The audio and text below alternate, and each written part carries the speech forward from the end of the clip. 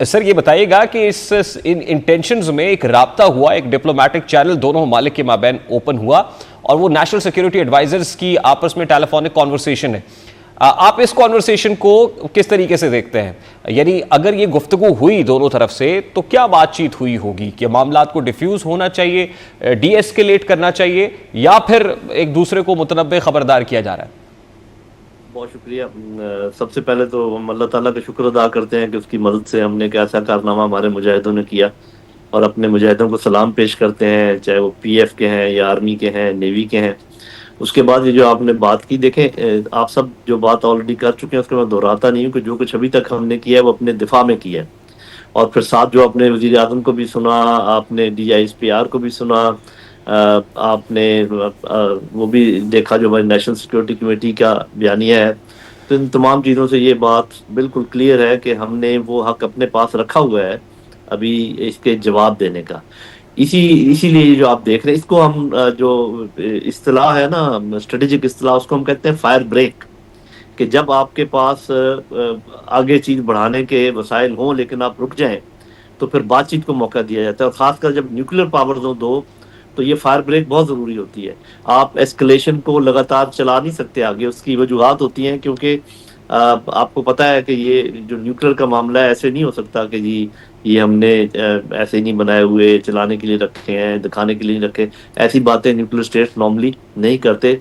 मतलब ये कि जो प्रोफेशनल नहीं करते, साफ ज़रा के पोलिटिकल तौर पे और वैसे ये बातें की जा सकती हैं।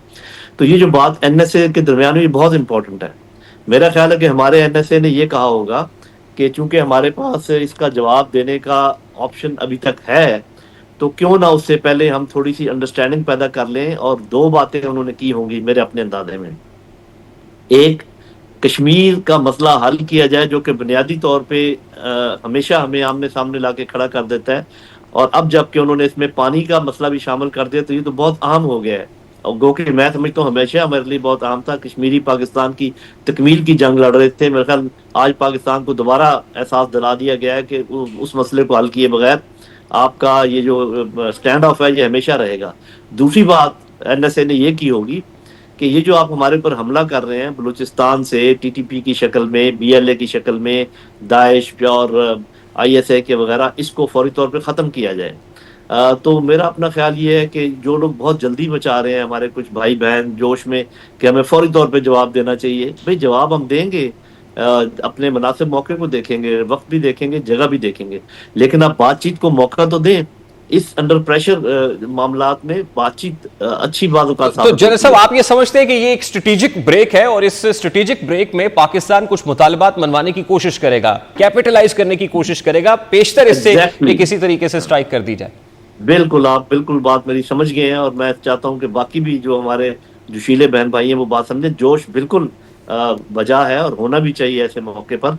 हम जैसे पूरी कौम पीछे खड़ी है अपनी आर्म फोर्सेस के, उसी तरीके से खड़े रहना चाहिए। और इस मौके से बल्कि फ़ायदा उठाकर जो थोड़े बहुत इंटरनल अगर हमारे कोई पॉलिटिकल डिफरेंसेस हैं उनको ख़त्म करना चाहिए, और अगर कोई किसी को हम फ़ायदा पहुंचा सकते हैं इस यकजहती को पूरा करने के लिए, वो हमें करना चाहिए। तो जिस तरीके से वज़ीर आज़म ने कहा था कि मेरे दरवाजे बातचीत के लिए खुले हैं, पॉलिटिकल बातचीत के लिए, दरवाज़ों के साथ साथ वो अपना दिल और ज़हन भी खोलें, तो मेरा ख्याल है कि काम बहुत अच्छा हो जाएगा। लेकिन जैसा मेरा बड़ा सादा सा सवाल है सर, आपको नहीं लगता कि एक प्रेसिडेंट सेट हो जाएगा फिर कि भारत ने जो करना था उन्होंने टारगेट्स लॉक करके कर दिया and we just kept very silent, और हम बड़े नम हो गए? क्या ये प्रेसिडेंट सेट नहीं हो जाएगा और एक खुल्लम खुला जो है वो ग्रीन सिग्नल या गो अहेड दे देंगे? अच्छा, आपका सादा सवाल है और मेरा सादा जवाब ये है कि अभी तक मामला खत्म तो नहीं हुआ। ये आपकी बात तब दुरुस्त होगी अगर हम कहें बस जी खत्म, दैट इज ऑल, इसके बाद कुछ नहीं होना, ना कोई बातचीत होनी है, ना कोई बात आगे बढ़नी है। अगर हम इसमें से कोई एडवांटेज निकाल लेते हैं तो फिर ये प्रेसिडेंट सेट नहीं होगा। और दूसरी बात यह कि अगर हम कुछ अरसे के बाद दोबारा अपना बदला ले लेते हैं तो प्रेसिडेंट सेट नहीं होगा। तो इसलिए इसमें इस प्रेसिडेंट को जल्दी ये ना कहा जाए कि प्रेसिडेंट सेट हो गया या नहीं होगा। ये थोड़ा रुक जाए, थोड़ा ठहर जाए। इस वक्त बस एक ही काम है पूरी कौम का कि अपने अफवाज के साथ बिल्कुल खड़ी हो जाए और उन पर एतमाद करे, अपनी मिलिट्री लीडरशिप और पॉलिटिकल लीडरशिप पर के वो जो भी काम करेंगे इन हालात में इंशाल्लाह बहुत अच्छा करेंगे, मिलजुल कर करेंगे। ये मेरा ख्याल है कि मैसेज है जो सबको मिलना चाहिए। अच्छा, मेरा एक और क्विक क्वेश्चन है सर, जल्दबाजी उसके में बाद कोई- फयाजुल हसन चौहान साहब की तरफ जाऊंगा। जाहिर है मुतालबात जो है वो पोजीशन ऑफ स्ट्रेंथ पे मनवाए जाते हैं, so do we have that position of strength right now? Exactly, इसमें क्या शक है। इस वक्त जो है हमारी एयरफोर्स की टेक्नोलॉजी, हमारी आर्मी की टेक्नोलॉजी और इवन चले नेवी तो बराबर की है, वो इस नौयत की है कि और फिर एक दो दो फैक्टर मैं आपको बता दूं जो बहुत आप एडवांटेज की बात कर रहे हैं ना।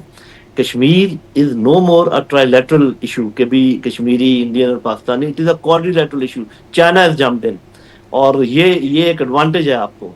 दूसरी बात, जिस तरीके से आपने उन्होंने दबाने की कोशिश की थी मकबूजा कश्मीर में, कश्मीरियों को तमाम वीडियोस बता रही है नहीं दबे हैं, ये आपका दूसरा प्लस है।